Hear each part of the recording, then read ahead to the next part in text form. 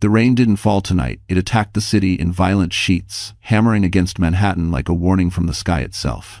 And in the middle of Fifth Avenue, stumbling in a ruined wedding gown, was Lauren Hale, pregnant, barefoot, and running for her life. Her veil was torn, her makeup washed away, her breathing ragged. She looked less like a bride and more like someone escaping a nightmare. And she was. Passing cars sprayed dirty water across her dress, but she didn't stop. She couldn't. Not after seeing the contract hidden inside Colton Maddox's private safe, the one she was never meant to find. The one stating she would forfeit all parental rights the moment she said, "I do." Her chest tightened. Her vision blurred. The sidewalk tilted. Then, blinding headlights. A sleek Mercedes Maybach braked inches from her. The driver's door swung open, and a tall man stepped out, rain soaking through his charcoal coat. Lauren couldn't see his face, only the sharp silhouette against the glowing skyline. "Ma'am? Are you hurt?" His voice was steady, deep, strangely calm, despite the storm swallowing the street. Lauren tried to answer. Instead, her knees buckled. He caught her before she hit the pavement. Warm hands, strong grip, not threatening, not like Colton. "Let's get you out of the rain," he murmured. A flash of lightning illuminated his face, Jace Whitmore. The billionaire who built an empire from ashes. The man Colton Maddox hated more than anyone alive. Lauren didn't know any of that. She only knew she was cold, terrified, and holding her stomach as another sharp pain shot through her. But somewhere else in the storm, a shutter clicked. A paparazzi camera. A photo that would explode across every news site by morning. And the man she was running from, the one who wanted her child more than her, would see it first. And he would come for her. Lauren Hale had never imagined her life would unravel in a single night, much less in a drenched wedding gown on Fifth Avenue. But for 27 years, life had always asked her to survive storms she didn't deserve. She just never expected the biggest one to arrive the moment she was supposed to walk down the aisle. Born in a modest two-bedroom house outside Portland, Lauren grew up without luxury, without connections, and often without anyone to shield her from the world's cruelty. When she was 16, her parents died in a highway accident, leaving behind nothing but a worn-out savings account and a box of family documents she never had the strength to open. Life after that was a series of small battles, scholarships, part-time jobs, cheap apartments, and long nights studying under flickering bulbs. People who met her often mistook her softness for weakness. But Lauren had a quiet resilience, the kind that doesn't shout, doesn't demand attention, but refuses to be destroyed. After finishing her degree in data analytics at Oregon State, she moved to New York with nothing but a second-hand suitcase and an old MacBook Air she protected like treasure. She worked as a contract analyst at a mid-tier financial firm, low pay, long hours, but stability. She didn't fit into Manhattan's glossy, high-heel world, but she worked hard enough that people noticed. One of those people was Colton Maddox. Colton had the kind of presence that made entire rooms shift. Sharp jaw, perfect suit, heir to a multi-billion-dollar empire. When he walked into her office for a contract review, Lauren assumed he wouldn't know her name. But he remembered it. Again and again. He sent flowers to her cubicle. He asked her to dinner. He acted patient, gentle, almost tender. It felt like a fairy tale. A real, impossible fairy tale. And when a man like Colton looked at a woman like her, the world whispered one word: lucky. But Lauren didn't fall in love with the money. She fell in love with the man who held her hand during late-night walks, who asked about her parents, who spoke about wanting a family one day. She fell for the version of him he wanted her to see. When she found out she was pregnant, Colton's reaction was immediate, joy too immediate, too rehearsed. But Lauren, desperate for love, ignored the unease in her chest. She never questioned why he insisted on handling the wedding arrangements, or why he hired private security to protect her during pregnancy, or why his mother kept asking what bloodline Lauren came from. She brushed off every red flag, until the day before the wedding, when she accidentally discovered a legal contract in Colton's safe. It was written by Maddox family attorneys, stamped with the corporate seal, and detailed a horrifying clause: she would have no legal rights to her child. The baby would be registered directly under Maddox Holdings as a future claim to a mineral estate, an estate Lauren didn't even know she had ties to. And suddenly, every gesture, every smile, every diamond ring felt like chains. She tried confronting him, But Colton only smiled and said she misunderstood. He kissed her forehead, told her she was emotional, and locked the document away. The next morning, she put on her gown and ran. Now, sitting inside a stranger's luxury car, soaked and shaking, Lauren realized she had stepped into a different kind of storm, one involving billionaire enemies, hidden legacies, and a baby she would die to protect. And beside her sat the one man Colton Maddox hated more than anyone alive. Jace Whitmore looked at her in a way that said he knew far more than he should, and that was when Lauren realized her nightmare had only just begun. The city outside the Maybach's tinted windows felt unreal to Lauren, like a world she no longer belonged to. Manhattan at night glowed with its usual arrogance, towering glass giants slicing into the storm, neon signs flickering across wet asphalt, and the endless hum of a city that refused to sleep. Yet tonight, everything seemed sharper, louder, as if the entire skyline was leaning in to watch her fall apart. Jace Whitmore drove without speaking. His hands rested calmly on the leather steering wheel, the dashboard lights reflecting off the stainless steel watch on his wrist. The car's interior smelled faintly of cedar and expensive cologne, nothing like the sterile scent of Maddox penthouses, where everything was polished but nothing ever felt warm. Lauren kept her hands over her stomach, fighting the tremors creeping through her body. The city blurred past, Wall Street's illuminated signs, the silhouette of the Brooklyn Bridge in the distance, the golden crown of the Chrysler Building shimmering through the rain. These were places she used to admire from afar on her bus rides, home after long shifts, symbols of the life she never expected to touch. Now she was in the middle of it, trapped between two giants who could crush her without blinking. The Maybach turned onto Park Row, gliding past the barricades near City Hall. Jace didn't drive like a billionaire. He drove like a soldier, steady, alert, calculating every move in silence. They stopped beneath the overhang of the Whitmore Tower, a 78-story column of steel and glass rising like a blade against the storm. The entrance glowed with soft golden lights, reflecting off the rain-soaked pavement. Lauren had seen the tower once in a magazine. It was described as the beating heart of Whitmore Innovations. Seeing it now in person, she felt impossibly small. Security guards stepped forward the moment the car pulled in, moving with synchronized precision. None of them asked questions. None of them even looked surprised. Jace simply nodded, and the world parted for him. Inside, the lobby felt like another planet, quiet, warm, and elegant in a way that didn't scream wealth but whispered it. Marble floors, gray stone walls, a massive digital art installation shifting like northern lights behind the reception desk. No cameras pointed at guests' faces. The privacy was intentional. Lauren felt the weight of her wet dress pulling at her, water dripping onto the immaculate floor. She clutched the fabric tighter, suddenly aware of how out of place she looked among the sharp lines and curated elegance. A woman in her 40s approached them, tall, poised, dressed in a tailored navy suit. "Mr. Whitmore," she greeted with a respectful nod. "Shall I prepare the executive suite?" Lauren blinked. "Executive suite?" Jace answered calmly. "No, the penthouse."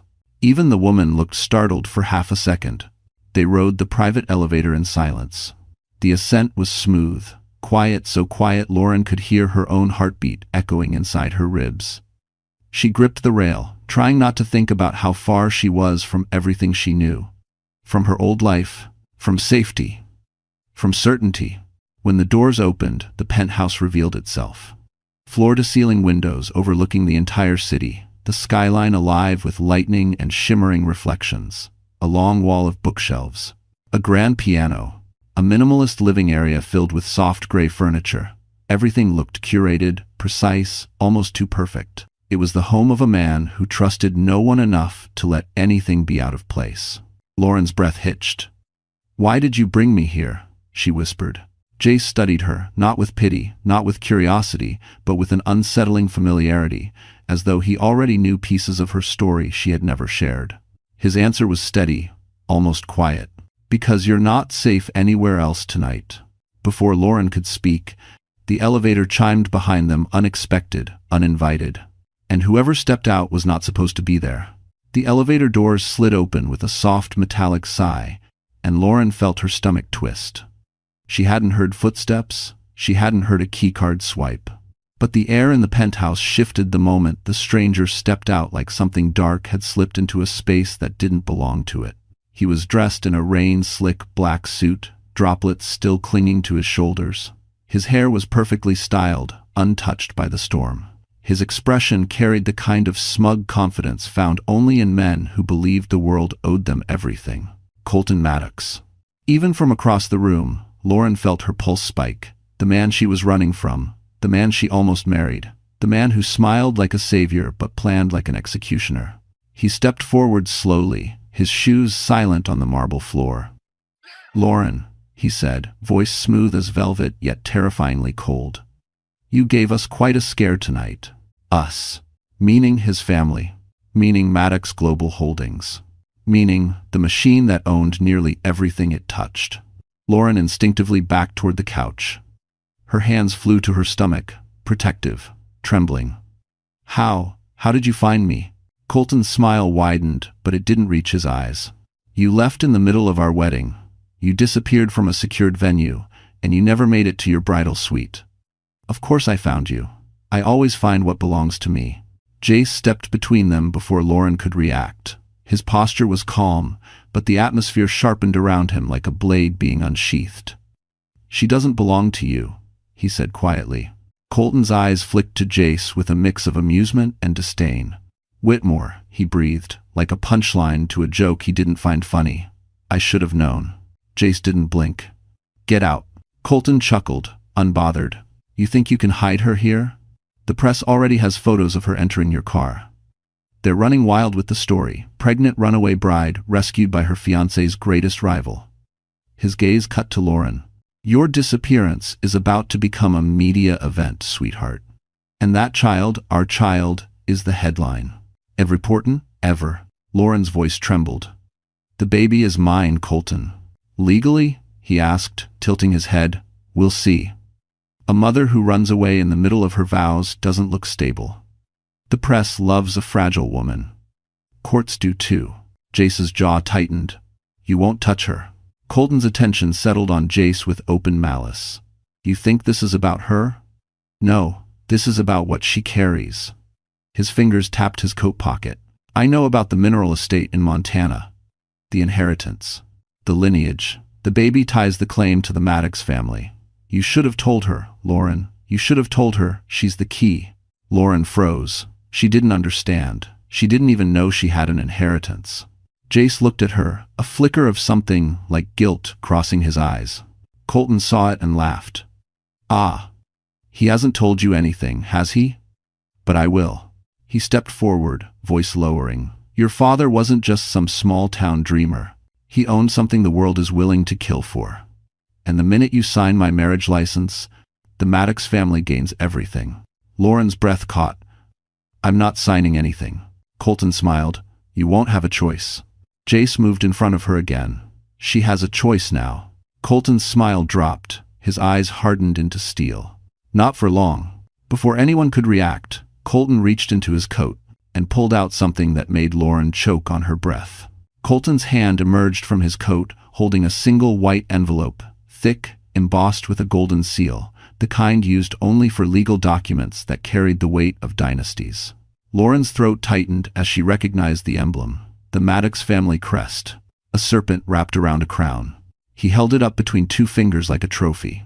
"Your marriage license," he said, voice dripping with triumph. "Signed, stamped, and ready. You vanished, but I anticipated your cold feet. T% of. T%. Lauren's breath stuttered. "I never signed anything." Colton's smirk deepened. "But darling, it has your signature." A cold wave crashed through her. Forged. He forged her name. He'd planned this long before she ever thought of running. Jace took one step forward, eyes narrowing dangerously. "Forgery is a federal offense.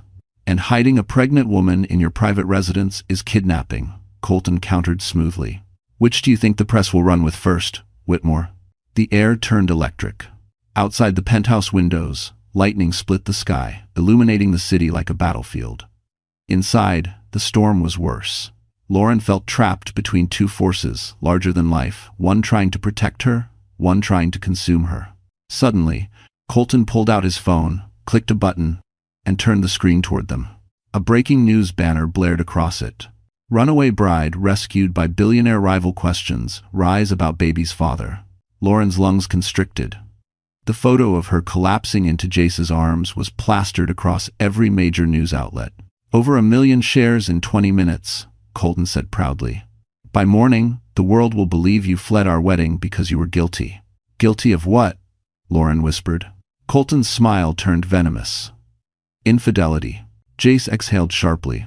You're deranged. No, Colton said, sliding his phone into his pocket. I'm strategic.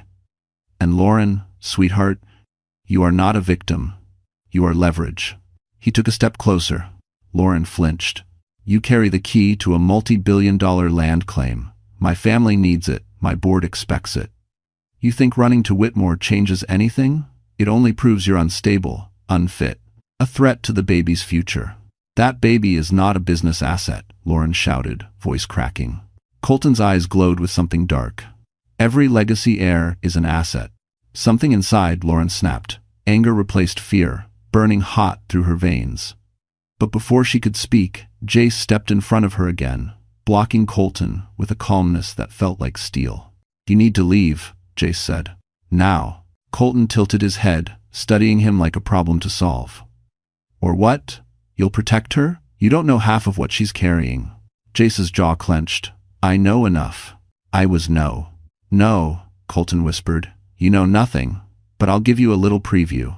He slipped his hand inside the envelope and pulled out a glossy photograph, old, weathered, stamped with a state seal. He tossed it onto the marble floor. It skidded to Lauren's feet. Her breath caught in her chest. It was her father, younger, standing beside powerful businessmen. And one of them was Jace's father. Lauren stared at Jace, confusion and betrayal swirling like the storm outside. Why is my father in this? She whispered. Jace didn't answer. Colton's smile sharpened. Go on, Whitmore. Tell her. Or should I? Jace finally spoke, voice low, strained. That's not the whole story, Lauren. Colton leaned in, whispering like a blade to the throat. Oh, but she's about to hear the whole story. Then he lifted the envelope again, revealing another document tucked inside. Lauren felt her knees weaken, because the next paper had her name and the word guardianship printed in bold. Lauren didn't remember falling. One moment she was staring at the word guardianship like it was a blade pressed against her throat, and the next her legs gave out, dropping her to the marble floor of the penthouse. The cold stones seeped through her soaked dress, her breath coming in thin, broken gasps, as if the air had turned too heavy to swallow. Lauren, Jace crouched beside her immediately, his hand hovering at her shoulder, hesitant to touch without permission. Breathe. Look at me. But she couldn't. Everything inside her was collapsing at once. Her father, the inheritance she never knew, the forged documents, the media-feeding frenzy. And now guardianship? Her baby. Her own baby. She pressed a trembling palm to her stomach, terrified it might feel different now that someone was trying to claim it like property. I didn't know, she whispered. I didn't know any of this. I didn't know anything. Colton stood over her, the way a king regards a fallen pawn. Of course you didn't. Your father hid everything from you. Whitmore here knows the story. His father certainly did. Jace shot him a lethal glare. Enough. But Lauren's world was spinning too violently to focus. Memories flooded her, her father's distant late-night phone calls, the envelopes he kept locked in a little steel box, the way he always double-checked the windows. She used to think he was just anxious. Now she understood he was protecting something. Protecting her. Her throat closed. I can't do this. I can't fight all of you. I'm not. She swallowed a sob. I'm not strong enough. Don't say that, Jace said firmly. But the steadiness in his voice only made her cry harder. How could she trust him? How could she trust anyone? He'd known pieces of her past, pieces she didn't even know existed. He had answers she didn't even know to ask. Her voice cracked. Did you know about this guardianship? Did you know what Colton was planning? Jace hesitated. That one breath of silence cut deeper than any knife. Lauren recoiled. You did. His jaw tightened. I didn't know the details. I only knew your father left something behind, something important, something dangerous for the wrong people to control. So you let me walk into a marriage with a man who wanted to steal my child? Her voice broke into a cry. You knew something, and you said nothing. Jace opened his mouth, then closed it. There was nothing he could say that would make this moment hurt less. Colton exhaled like he was bored. This emotional display is exhausting. Lauren, darling, you're coming home with me. We'll settle the legalities in the morning. As a gesture. Her head snapped up, eyes burning. I'm not going anywhere with you. Colton offered a cruel smile. The courts won't agree. Lauren curled in on herself, tears streaming down her cheeks. Why is everyone trying to take my life from me? Jace's expression shifted, no longer guilt, no longer conflict, something colder, sharper, protective. You're not going anywhere with him, he said quietly. Not tonight, not ever. Colton stepped closer, towering over them. And who's going to stop me? Before Jace could respond, Lauren suddenly grabbed the edge of the couch, struggling to pull herself up. A sharp pain stabbed through her stomach, intense enough to steal her breath. Jace's eyes widened. Lauren, what's wrong? She gasped, hand flying to her belly. I think something's happening. Another pain ripped through her. And then, her knees buckled again. Jace, something's wrong with the baby. If you have them, Porter. Lauren's cry echoed through the penthouse, slicing through the tension like broken glass. She doubled over, clutching her stomach as another wave of pain tore through her, sharper and more violent than before. Jace moved instantly, catching her under the arms, steadying her before she collapsed again. Lauren, look at me, he urged. Can you breathe? She tried, but the pain didn't let her. Her breaths came quick and shallow, panic mixing with physical agony. It hurts so much, something's wrong. Colton, unbelievably, looked irritated rather than concerned. She's pregnant, Whitmore. Pregnant women have cramps. She's fine. Jace snapped his head toward him, fury flashing across his features. You don't get to speak, not one more word. But Lauren's vision was blurring. Her knees trembled, her body folding in on itself like a failing structure. Jace lifted her carefully, guiding her to the long leather sofa, his hands steady despite the storm inside him. Where is your doctor? He asked. Lauren shook her head, tears spilling over. Colton, he said, I didn't need one. His family doctor, he controls everything. Jace's jaw ticked. Behind him, Colton's smug shrug said everything. Of course I control it, Colton said. This child is... Say it, Jace interrupted, voice low and deadly. Say it, and I'll throw you out of this building myself. Colton smirked. Asset. Lauren's sob tore through the room. Jace turned away before anger made him reckless. He knelt in front of her, softening his voice. Lauren, I'm calling my doctor. My team. You and the baby are going to be okay. Lauren clutched his sleeve, trembling. But, if the news sees this, if they find out where I am... They won't, Jace said. My building is sealed, my network is locked down, no one gets in. 1-4. Her head fell back as the pain surged again. Jace reached into the sleek drawer of the side table, pulling out a small biometric device.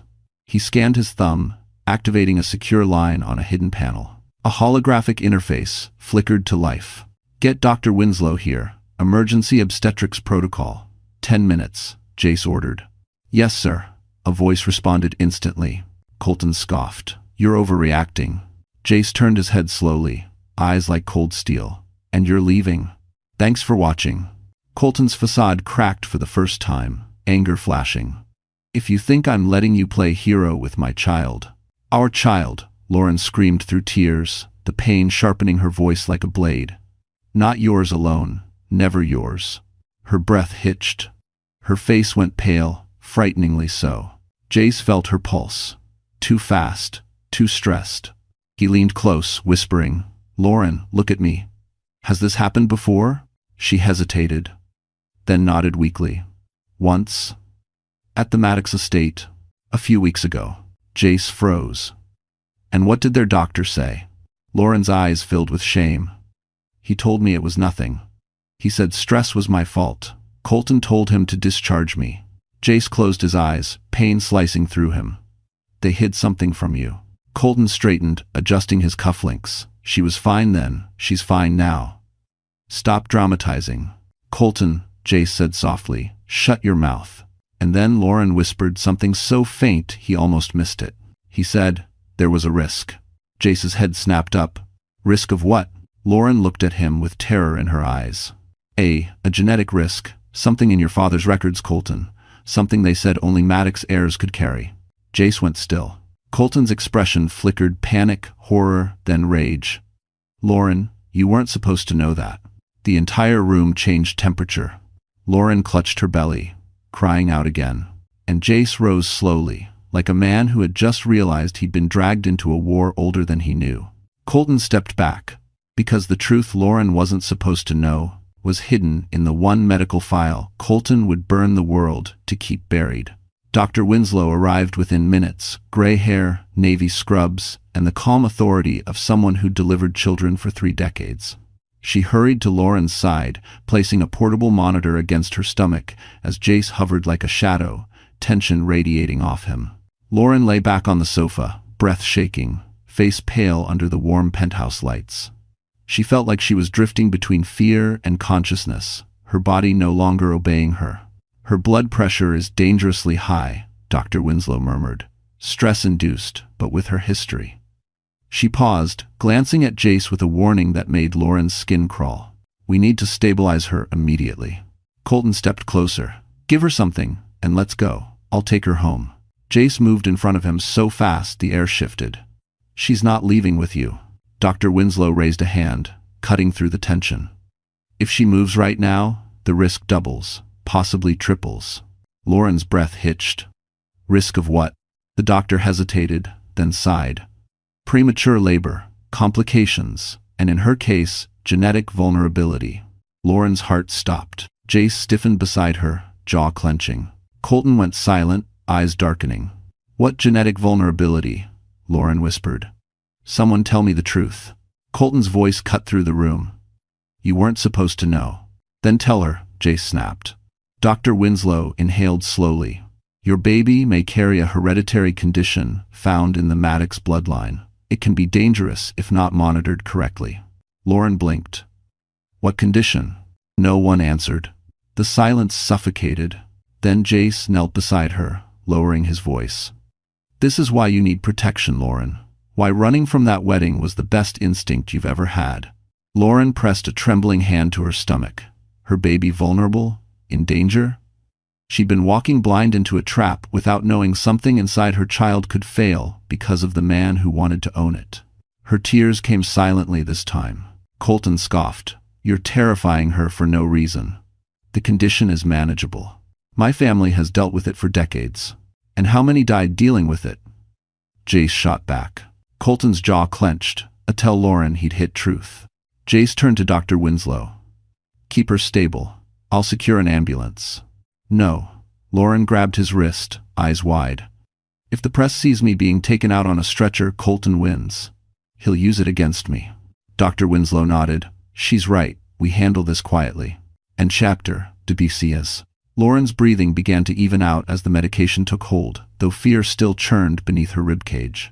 She looked around the penthouse, the towering windows, the curated decor, the soft lamplight wrapping her like a protective cocoon. She had run into this storm by accident, yet for the first time, she felt a sliver of safety. Jace returned moments later with towels and a soft cashmere throw. He wrapped it around her shoulders, movements gentle, careful, as if she were glass. You're not alone, he said quietly. The words pierced something inside her. She had been alone her entire life. Alone through the loss of her parents, alone through her engagement, alone as she whispered to her unborn child at night, praying he or she would arrive into a world less cruel than the one she knew. But now, someone stood beside her who didn't want to control her, but protect her. Still, she couldn't trust him completely. Not yet. Not with the secrets still buried between them. As she steadied her breaths, Dr. Winslow pressed a few buttons, checking fetal vitals. Your baby is still strong, the doctor said softly, but you must avoid all stress, absolutely all. Lauren let out a shaky sigh of relief, sinking back into the sofa. For the first time since the wedding disaster began, hope flickered in her chest. Then the elevator chimed again. Only one person had access besides Jace, and when the doors opened, the person who stepped out made Lauren's blood run cold. When the elevator doors slid open, Lauren instinctively reached for Jace's arm. Her breath froze in her chest. Standing under the soft halo of the elevator light was a woman, elegant, polished, glowing with an unsettling kind of confidence. Her heels clicked sharply against the marble as she stepped forward, each step too sure, too familiar with this place. Avery Clark, Colton's mistress. The woman who'd been smiling beside him in tabloids. The woman Lauren once saw wearing a bracelet she herself had gifted Colton years ago. The woman who stood at the center of every lie. And now she was here. Avery? Jace's voice dipped into something colder than disbelief. What the hell are you doing in my building? She offered him a smile that didn't touch her eyes. Relax, Jace. Your security knows me. She looked around the penthouse with assessing curiosity. I've been here before. And before. Lauren stiffened. Before? Of course. Billionaire circles were small, their secrets smaller. Colton stepped forward, smugness returning like a stain. Avery is here because she has information relevant to this situation. Jace's jaw tightened. She shouldn't be anywhere near Lauren. Avery's gaze slid to Lauren, slow, amused, unsettlingly gentle. You look awful, sweetheart. I suppose running out of your own wedding will do that to a woman. Jace stepped between them, voice sharp. Say one more word, and... Oh, Jace. Avery waved a manicured hand. Always the protector. Even when you're protecting someone you barely know. Lauren swallowed hard. Avery's voice was calm, but every sentence cut like wire. Something in Avery's expression told Lauren this wasn't just cruelty, it was strategy. Colton opened the envelope again, holding up the guardianship papers. Avery brought the original copies, he said. Since you destroyed the ones at the estate. Overseat. Lauren's heart dropped. I never touched them. Avery shrugged. Someone did. Maybe it was you, Colton. She said it lightly, but the jab landed. Colton glared at her. Their alliance, thin as glass, was cracking. Avery approached Lauren with slow, deliberate steps. You know why he wants the baby, don't you? Truly know? Her voice softened, almost pitying. It's not just the land claim. It's the condition. Lauren trembled. What condition? Avery crossed her arms. Maddox men don't live long without medical intervention. The mineral estate your father left behind, it contains the rare metals needed for the treatment. Without access to it, Colton's life expectancy. Colton hissed, shut your mouth. But Avery didn't. She smiled at Lauren. He doesn't want the baby for the company, sweetheart. He wants it because Maddox heirs are the only match to continue extracting the metals needed for his treatment. It's not about business. It's about survival. And for it. The room went still. Lauren's pulse pounded in her ears, her child being hunted for its DNA, for medical greed. Her chest tightened, fury mixing with terror until she could barely breathe. Jace exhaled slowly, the final piece of the puzzle falling into place. So that's the truth, he whispered. The Maddox legacy isn't wealth, it's dependency. Colton lunged toward Avery, but she dodged lightly, smirking. Relax. I didn't tell her the worst part. End quote. Jace stepped in front of Lauren again, shielding her. What worst part? Avery looked directly at Lauren, her eyes dark with something between compassion and cruelty. Your father didn't die in an accident. He was murdered. Lauren felt the world collapse beneath her. Jace froze. Colton snapped. Avery.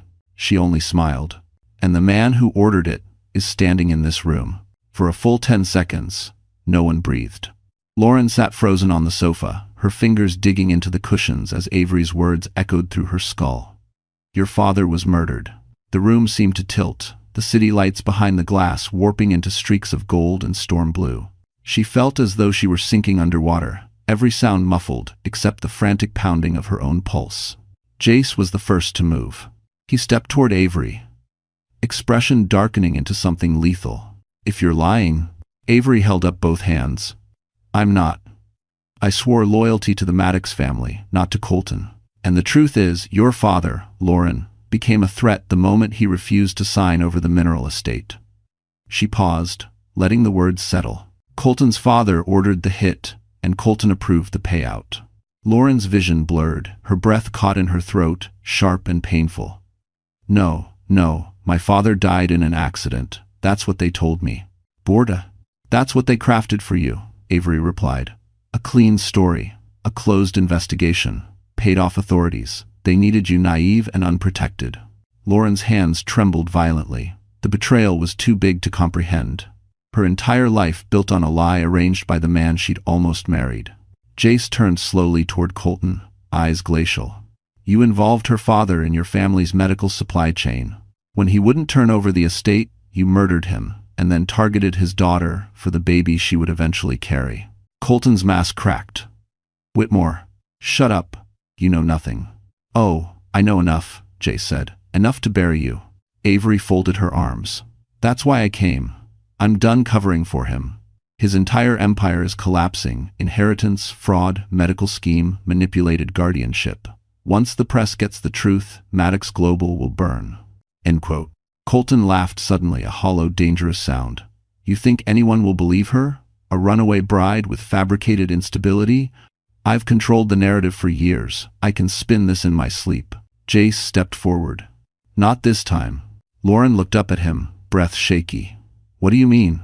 Jace crouched beside her, his voice low but steady. Your father trusted mine. They had agreements, backup files, insurance. If what Avery is saying is true, then there are documents out there that prove the Maddox family orchestrated his death. Lauren's heart thudded. Documents? Where? Jace hesitated. I don't know, but I know how my father hid things, and if he protected your family, he didn't leave anything to chance. We'll find them. Colton's eyes narrowed. No, you won't. That's exactly what we're going to do, Jace replied. His calmness was scarier than anger. Doctor. Winslow stepped closer, interrupting the standoff. Lauren needs rest. Her vitals are improving but unstable. Stress could still trigger early labor. But Lauren shook her head. No rest. Not until Colton is exposed, not until my father gets justice. Her voice didn't shake this time. It carried something new, something fierce. Determination. Avery watched her with a strange mix of admiration and regret. Then you'll need more than determination. You'll need evidence. And I know where the first piece is. Colton's head snapped toward her. Avery, don't you dare. She smirked. Too late. Avery turned to Lauren. There's a vault, not at the estate, not at the company, somewhere else. Somewhere only two people knew existed. Lauren swallowed hard. Who? Avery smiled. Your father. And then she pointed slowly, meaningfully toward Jace. And his. Lauren's breath caught. Jace straightened, shock breaking through his composure. Because, if that was true, then the next step in exposing Colton Maddox was hidden inside the one place Jace never intended for Lauren to enter. The room seemed to pulse with a strange, heavy silence after Avery pointed toward Jace. Lauren felt her heartbeat echoing in her ears, steady, stronger than before, fueled now by something sharper than fear. A mission. A truth she needed to uncover. A father she needed to vindicate. But before she could speak, the penthouse elevator chimed again. Every head snapped toward it.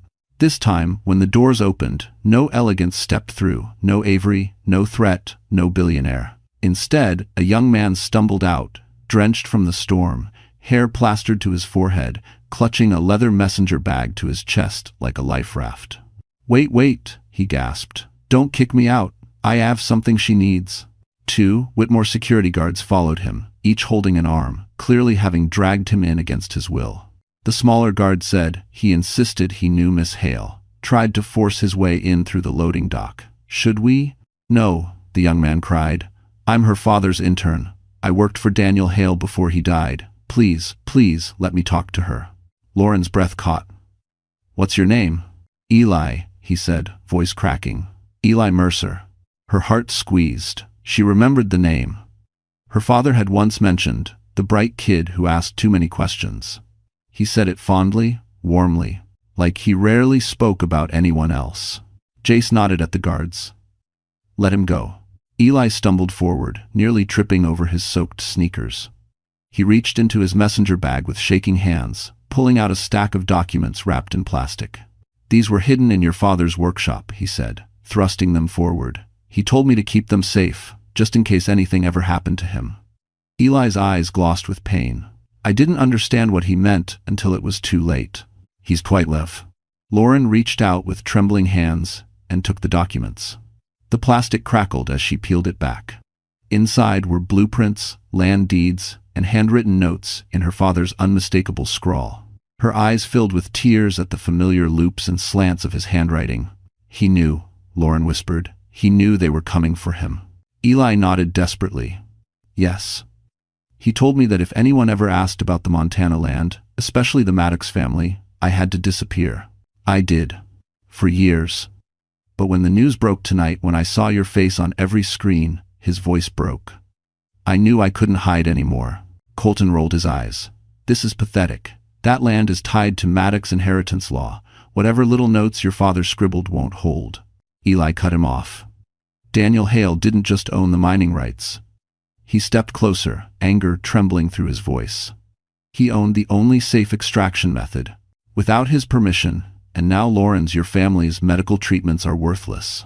Lauren's breath hitched. Jace's eyes widened. Avery smirked, pleased, and there it is. Colton's face drained of color. Eli pressed a small hard drive into Lauren's palm. All the scientific data, all the formulas, all the proof that the Maddox family manipulated the government into covering their condition for decades. Quote. Colton lunged forward, but Jace shoved him backward with enough force to make him stumble. Lauren clutched the hard drive to her chest like a shield. This, she whispered. This is everything. Eli nodded. Enough to take down Maddox Global, enough to avenge your father. Lauren's tears finally fell, not from fear, but from fury, purpose, rebirth. Jace looked at her with new understanding. This means you're not powerless, Lauren. You're the one person who can destroy him. If Friesen in Naust, Colton snarled. Over my dead body. Avery's brows lifted. That can be arranged. But Lauren stood, steady, no longer trembling. Her voice was soft but unbreakable. No, Colton. Over your legacy. Thunder cracked outside. And then she added something that made Colton freeze. We start tomorrow. At the shareholders' meeting, the storm outside intensified through the night, lightning carving sharp white scars across the Manhattan skyline. Inside the penthouse, however, a different storm was brewing, one silently orchestrated by a man who'd built an empire on manipulation, intimidation, and destruction disguised as charm. Colton Maddox was no longer the polished groom from earlier that evening. Now he paced the penthouse like a trapped predator, calculating, simmering, studying every exit, every reaction, every weakness in the room. The shadows clung to him, stretching his silhouette into something monstrous. Lauren watched him warily from the sofa. Eli beside her, clutching his messenger bag like a shield. Jace stood between them and Colton, calm but unyielding, the quiet fury in his posture, a warning to anyone paying attention. But Colton wasn't afraid. He was enraged. You think you can walk into my company tomorrow, Colton sneered, and destroy everything the Maddox family built? A frightened little intern, he pointed at Eli. A runaway bride, his eyes slashed toward Lauren, and the son of the man who bankrupted half of Wall Street in 2008? Jace's eyes sharpened. Say my father's name again. Try it. Colton ignored him, turning his venom back to Lauren. You've always been so naive. You think justice exists for people like you? You think you can beat me with documents, with witnesses, with science? His voice rose, vibrating with unhinged fury. I own judges. I own senators. I own the patents to the treatments that keep my entire dynasty alive. Lauren swallowed, but she didn't look away. Then why are you so scared? A muscle twitched in Colton's jaw. Avery let out a quiet laugh behind him. Oh, he's terrified. He just hides it behind monologues. Colton spun on her. You betrayed me. You betrayed everyone, Avery replied calmly, including yourself. Colton stepped closer, face twisted. I gave you everything. No, Avery corrected. You used me. There's a difference. Jace moved subtly, shifting in front of Lauren, sensing danger rising. Colton noticed. His eyes narrowed. You're protecting her like she's yours. Jace didn't blink. No, I'm protecting her because she deserves protection. Something you've never given anyone. Thanks for watching. Colton's breath shuddered with contained violence. You think she'll choose you? You think you'll play hero and ride into the sunset? She doesn't know you, Whitmore. She doesn't know what your family did. She doesn't know what you're capable of. Lauren tensed, sensing the trap in his voice. What are you talking about? Colton smiled, the kind of smile that belonged to a man who just found the perfect blade. Ask him, he said softly. Ask Jace why his father had access to your father's research. Ask him why the Whitmore estate was the last place your father visited before he died. Lauren's heart quickened. Jace, is that true? Jace inhaled slowly, the weight of truth heavy on his shoulders. Your father and mine worked together. Yes, they were partners in protecting the Montana estate, but my father didn't. Colton cut him off with a laugh. Didn't what? Didn't push Daniel Hale toward the Maddox family? Didn't convince him to negotiate with us? Didn't profit from the minerals? Jace's fists clenched. Lauren's breathing turned shallow. The room felt smaller. Colton's voice echoed in her ears like poison dripping steadily, infecting every doubt she'd ever carried. Colton stepped closer, lowering his voice until it slithered into her bones. Lauren, you ran from the wrong man. Jace stiffened. Don't listen to him. If you form us. But Colton wasn't finished. Ask yourself this. Why did Jace show up the exact moment you ran? Why did his security let you in?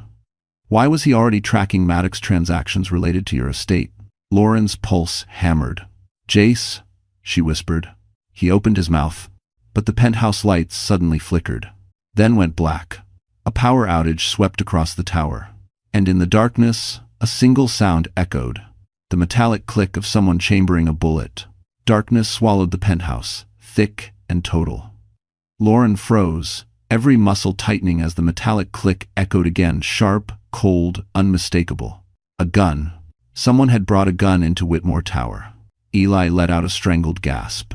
Avery cursed under her breath, and Jace moved instantly, placing his body in front of Lauren as if the instinct had been carved into his bones.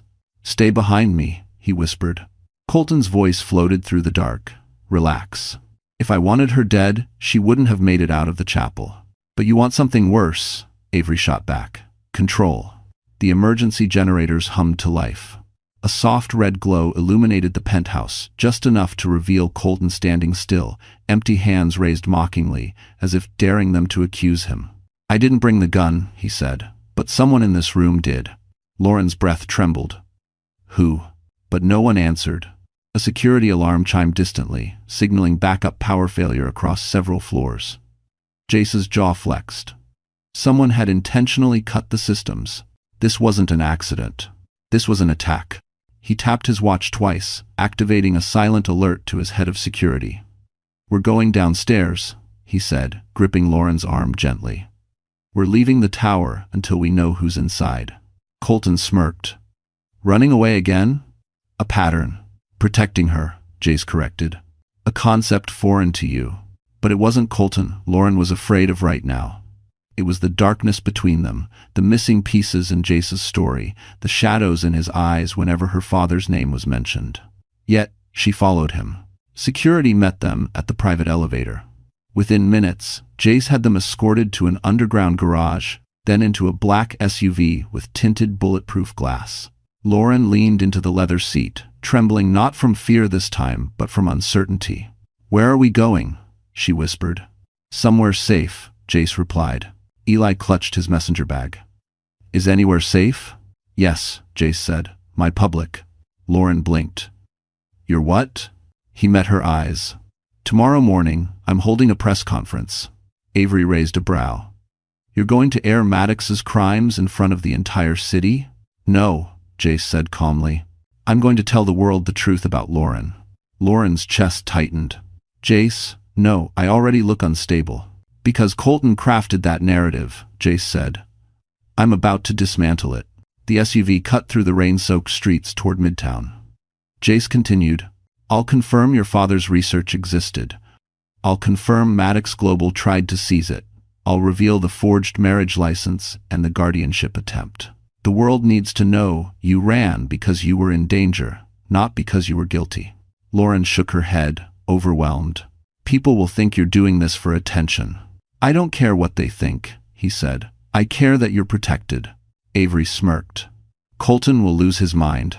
Good, Jace said. Let him. The SUV pulled into an underground entrance beneath Whitmore Square, the headquarters of Jace's company. Dozens of security officers lined the route to a private conference hall. Lauren's heart hammered as she stepped out. The air smelled faintly of ozone and polished wood. Reporters would flood this place in just hours. Cameras, lights, headlines. "Are you ready for this?" Jace asked quietly. "No," she whispered honestly, "but I'm ready to stop being afraid." For the first time, Jace allowed himself a faint smile. "Then let's begin." But as they reached the door to the main hall, Jace's head of security rushed toward them, pale and breathless. "Sir, there's a problem." Jace stiffened. "What now?" The guard held out a tablet showing a breaking news bulletin. Lauren felt the world tilt. Colton Maddox was already on live television, and he was naming Jace Whitmore as the man who abducted Lauren and the unborn baby. Lauren stood frozen as the tablet screen lit up with Colton's perfectly rehearsed performance. On national television, framed by the gleaming Maddox Global logo, he looked polished, composed, tragically concerned, the living embodiment of a billionaire victim. "My fiancée," Colton said, voice trembling just enough to seem sincere, "was abducted from our wedding venue by Jace Whitmore. He exploited her vulnerability. He manipulated her. And now, he's taken my unborn child." Lauren's stomach twisted, her knees weakened. He wasn't just lying, he was reshaping reality in real time. A graphic beside him read, "Breaking. Whitmore accused of kidnapping pregnant bride." Jace slammed the conference hall door so hard the hinges rattled. "He's staging a full-scale smear campaign." Avery muttered, "He's good. Evil, but good." Eli paced in small, frantic circles. "What do we do? Everyone believes him." Lauren felt the walls closing in. Every nightmare she'd tried to outrun was now amplified on every TV screen in America. She could almost hear the whispers already. Poor, unstable girl. Unfit mother. Another woman, manipulated by power. Her throat tightened. "This is exactly what he warned me about," she whispered. "He said the world would believe him over me." Jace stepped toward her. "Lauren, look at me." But she couldn't. Not when the world outside was tearing her apart. She covered her face with both hands. "He just made me look like I abandoned my baby, like I'm unhinged, like I'm dangerous." Her voice broke. "Who's going to give a mother like that custody?" Silence clung to the room like fog. Then Jace gently lowered her hands. "You will not lose your child. I swear to you." "I do. In it, Estra." But Lauren shook her head, tears slipping down her cheeks. "This is bigger than us now. Colton has senators, judges, media anchors. He owns the narrative. And we," Jace said, voice firm, "are going to take it back." He walked to the center of the room, rolling up his sleeves like a man preparing for war. "He wants a public battle? He'll get one. But this time, Lauren, you won't stand alone." Avery crossed her arms. "We need proof. Hard evidence. Something Colton can't twist." T31. Eli lifted the hard drive he'd brought. "It's all here. Medical correspondence, forged contracts, the Maddox hereditary condition. Enough to launch 10 investigations." Jace nodded. "Then we use it." Lauren exhaled shakily. Her heartbeat still raced, but something new flickered beneath the panic resolve. "What if the world still doesn't believe me?" she whispered. "They don't need to believe you yet," Jace said. "They just need to hear you." Avery added, "and see him crumble." End quote. Jace approached Lauren carefully, like she was standing on a fracture line. "Tomorrow morning, you speak. You, not me. You tell the truth. The real story, the one he's been burying for years." Lauren swallowed. "And if I fall apart on camera?" He held her gaze. "Then you fall apart. The truth doesn't need perfection. It needs courage." Her breath trembled. She wiped her eyes, straightened her spine, and nodded. But before anyone could speak again, Jace's head of security burst into the room, gasping for breath. "Sir, urgent update. The press conference location is compromised. Someone leaked your schedule." Jace's expression sharpened. "Who leaked it?" The guard hesitated. "Someone inside your company." Avery cursed. Eli paled. Lauren stared at Jace, dread slowly rising again. "Someone working for you leaked our location?" she whispered. But the guard wasn't finished. "There's more. Sir, the person who leaked it," he swallowed hard, "is already inside the building. And they're looking for Lauren." Lauren felt the cold rush through her veins. Someone loyal to Colton was coming for her, and they were only steps away. Alarms were already sounding on the lower floors when Jace snapped into action. "Lockdown level 3 through level 7, he ordered. "Nobody gets in without my direct clearance." But the guard shook his head. breathless. "Sir, whoever leaked the schedule, they had your override codes." A chill rippled down Lauren's spine. Someone with access. Someone trusted. Someone close. Avery cursed. This is exactly Maddox's playbook. He doesn't win in the boardroom. He wins in the shadows. Jace placed a steadying hand on Lauren's back. "We're moving. Now." Security surrounded them, guiding them down a private hallway toward the medical suite inside Whitmore Square. Lauren's heart hammered as the elevator doors slid open. Every second felt heavier than the last, her steps unsteady, her body exhausted from stress and lies and fear. Inside the medical room, Dr. Winslow was already waiting, summoned by Jace's emergency call. She wheeled out a fetal monitor, her expression urgent but calm. "Lauren," she said softly, "lay back. Let me check the baby's vitals." Lauren nodded and eased onto the examination table. Her breath shivered. The gel felt cold against her skin as Dr. Winslow pressed the probe lightly to her stomach. A moment of static. Then, a steady, strong heartbeat filled the room. Lub-dub, lub-dub, lub-dub. Lauren gasped, tears springing to her eyes. For a moment, everything else disappeared, the danger, the lies, the betrayal. Her baby was fighting, strong, alive. But Dr. Winslow didn't smile.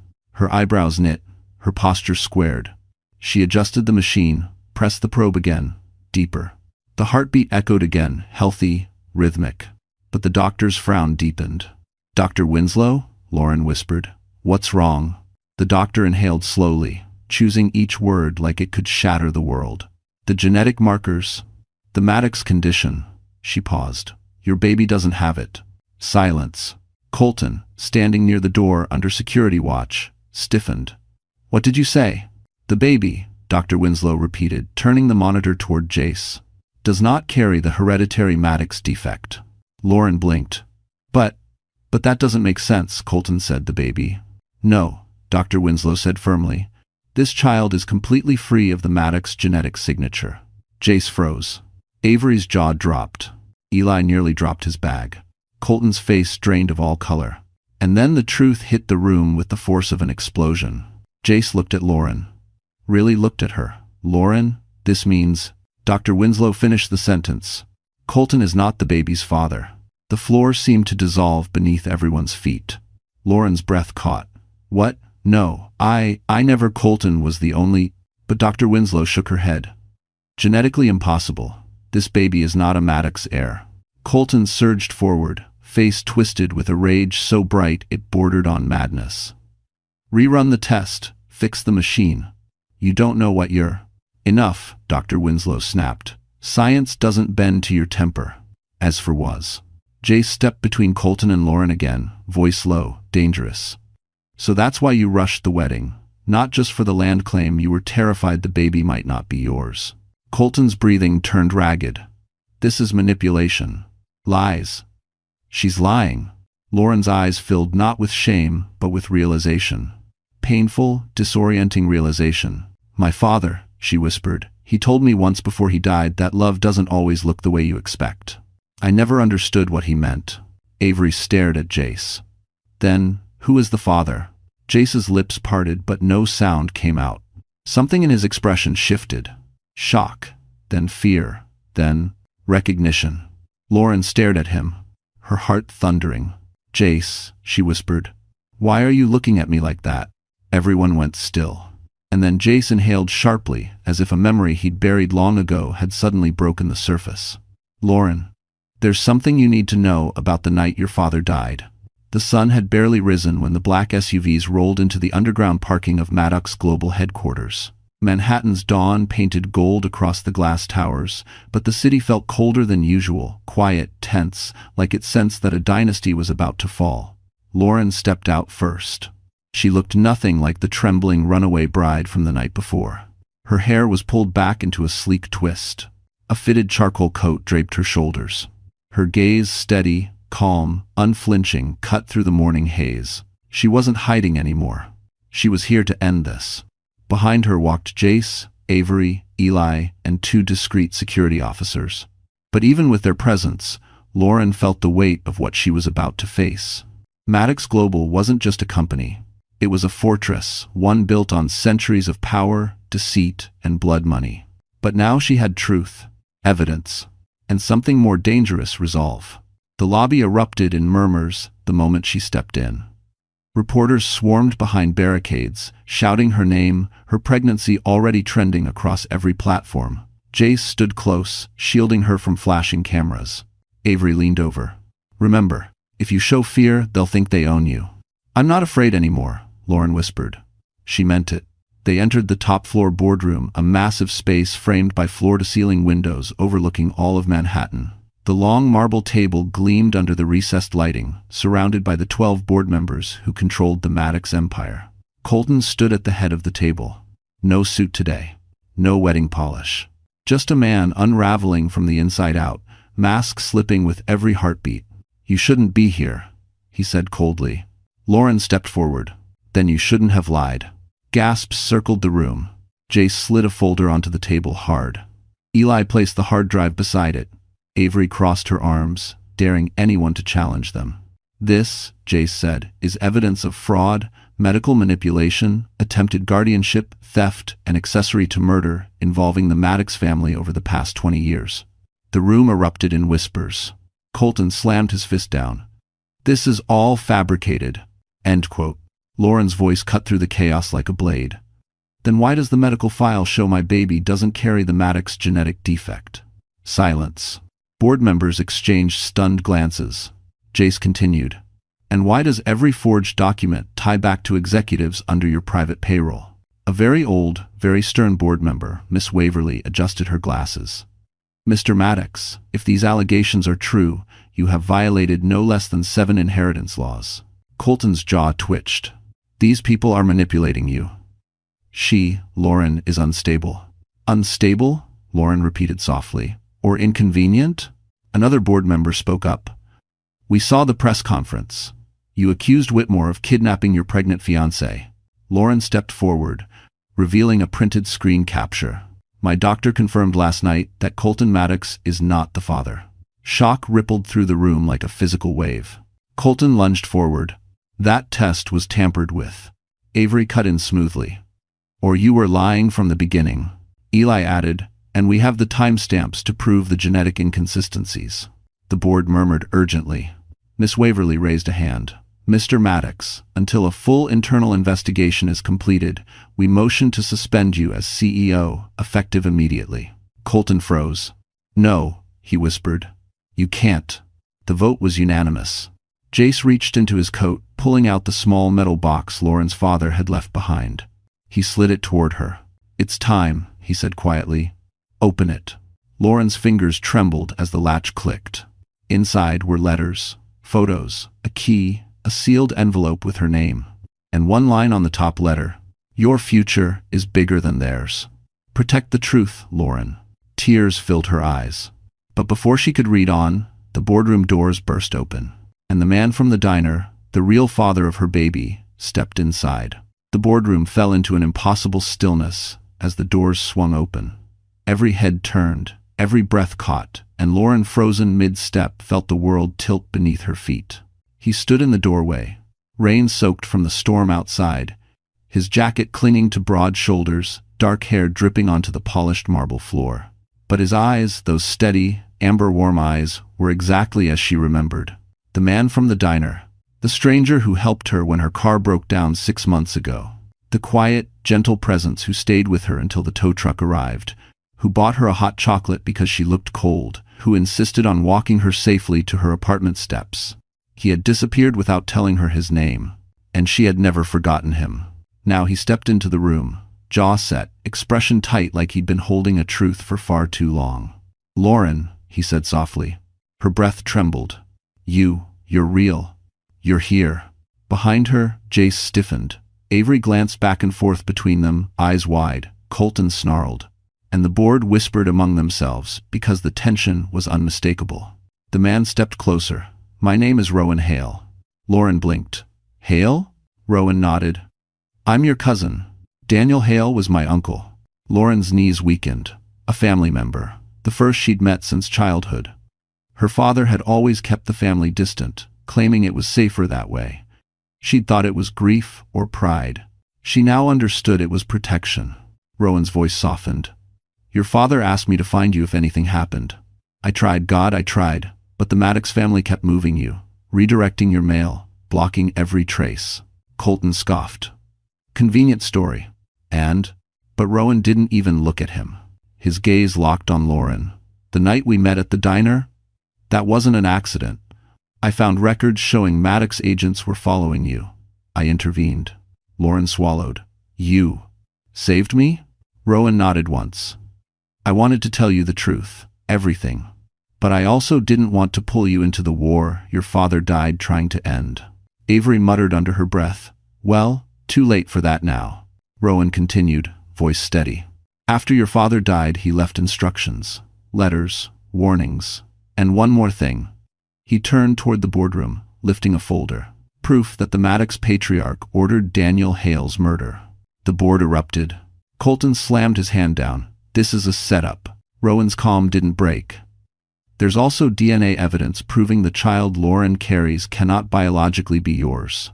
He paused. Which your father also knew. Lauren felt tears slip down her cheeks. Why? Why me? Why did they come after me? Rowan looked at her gently. Because you carry the unbroken Hale lineage. Because your father was the only one capable of producing the mineral extraction methods Maddox needed. Because you inherited everything they wanted but couldn't legally take. Then Rowan added, voice softer. And because you're stronger than they ever expected. Lauren's heart clenched. Colton, losing control, lunged across the table toward Rowan, but Jace caught him by the collar, slamming him back against the marble wall. You're done, Jace hissed. Board members rose from their seats in chaos, shouting motions, demanding security, calling for immediate removal of Colton Maddox as CEO. It was collapsing now faster, heavier, more violently than Colton had ever imagined. His empire was burning, and Lauren stood at the center, not as prey, but as judgment. Rowan stepped beside her. There's more, Lauren. Something your father wanted you to know. She looked up at him, breath shaking. What is it? Rowan opened the next document in the folder. Your father didn't just leave you land, or research, or warnings. He turned the page. He left you ownership. Lauren's pulse stopped. Ownership of what? She whispered. Rowan met her eyes. Of the entire mineral estate. And the patent that can shut down Maddox Global forever. To heaven. To heaven. To heaven, to heaven. The boardroom had erupted into chaos, but for the first time since the nightmare began, Lauren felt something unfamiliar rising inside her strength. Not the desperate kind she had clung to for months, but a grounded, anchored certainty. The truth was out. Her father's legacy was no longer buried. And Colton Maddox, a man who had controlled her future like a puppet master, was losing every string. Rowan placed the proof in front of the board, signed affidavits, timestamps, sealed letters from Daniel Hale warning of the Maddox family's intentions, and the patent papers that undermined the entire Maddox medical empire. The documents glowed under the boardroom lights, each one a fatal blow to Colton's dynasty. Miss Waverly, the eldest board member, cleared her throat. Mr. Maddox, these papers confirm that your family has illegally manipulated mineral extraction and medical access for decades. You have committed fraud, coercion, and conspiracy. I did what I had to do, Colton roared, veins bulging. My family would have died without the treatment. You don't understand, this was survival. Lauren stepped forward, voice calm yet sharp. You don't cure suffering by creating more of it. Colton locked eyes with her. Hatred. Desperation. You ruined everything. Dashin 44. No, Lauren said softly. You did that yourself. Security approached him, but Colton shoved them away, chest heaving.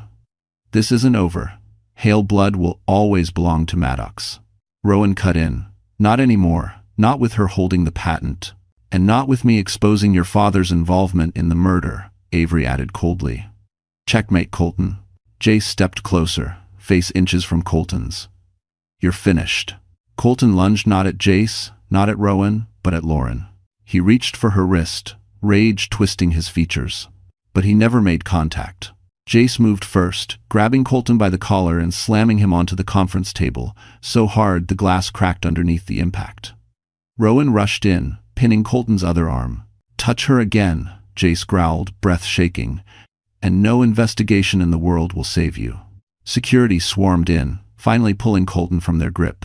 The board member nearest them announced, "Mr. Maddox, you are hereby stripped of all executive power, effective immediately." His screams echoed down the hallway as they dragged him away, a dethroned king with no kingdom left to rule. Silence fell.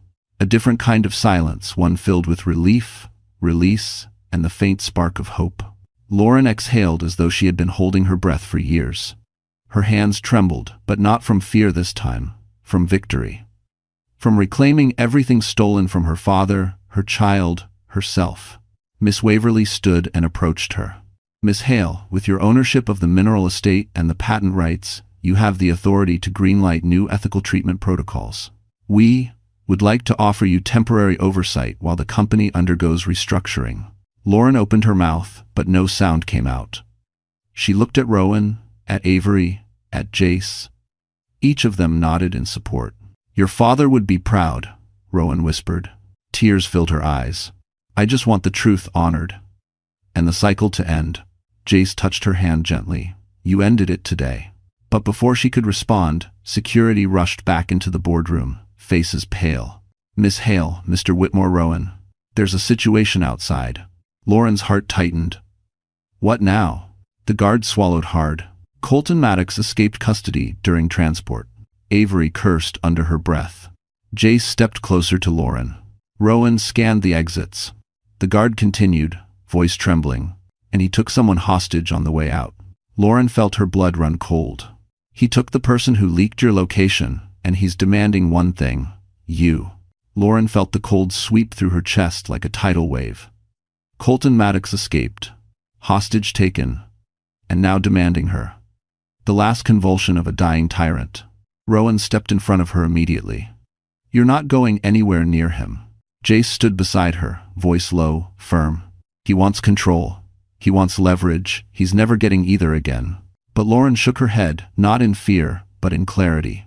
"No more running. This ends today. On my terms." Avery exhaled, watching Lauren with something like awe. "Then let's finish this." Police led them to the abandoned loading dock where Colton had barricaded himself.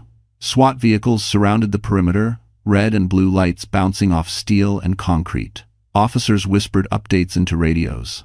Helicopters rumbled overhead.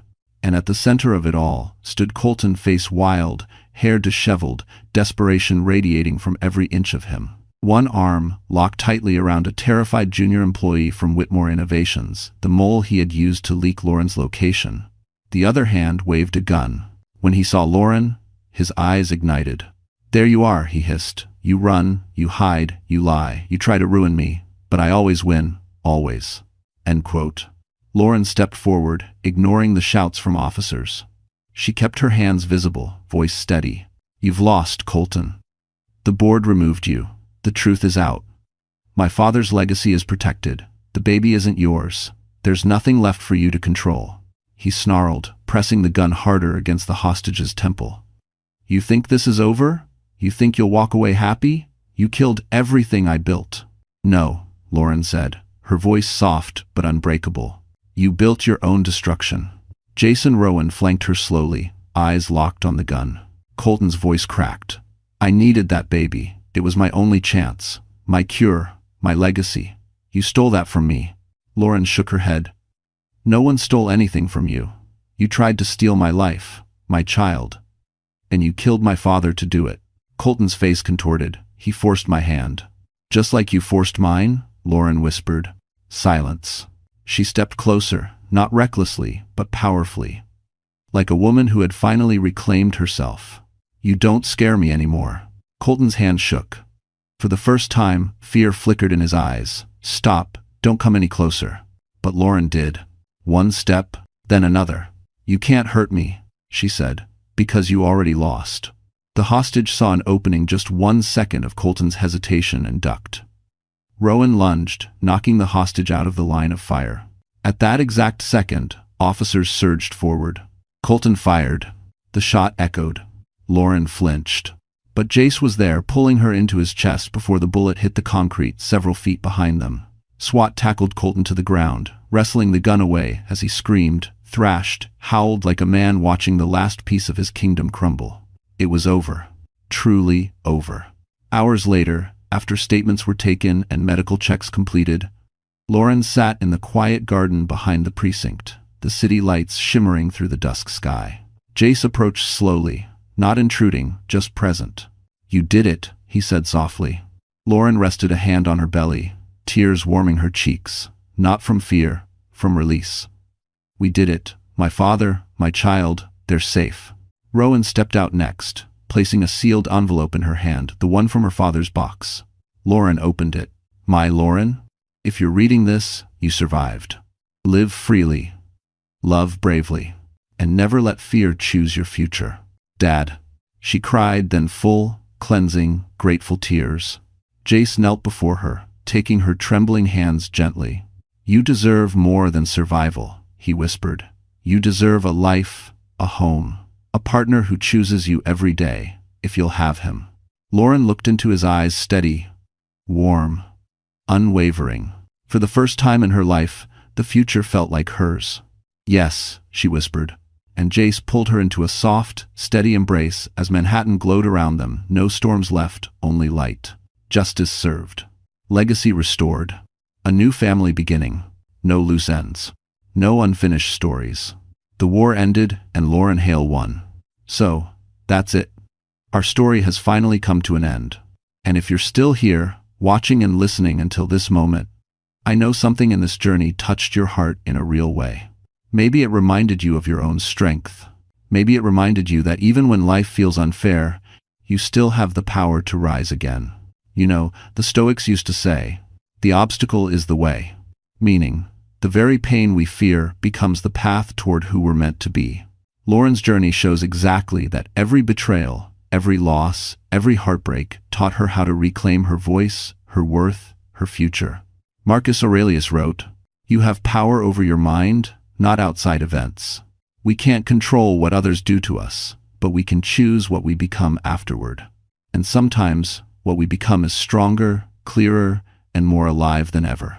If this story moved you, inspired you, or healed a small part of your heart, then do me one small favor.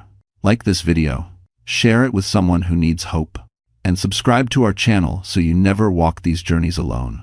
We're here with you, and your story matters too.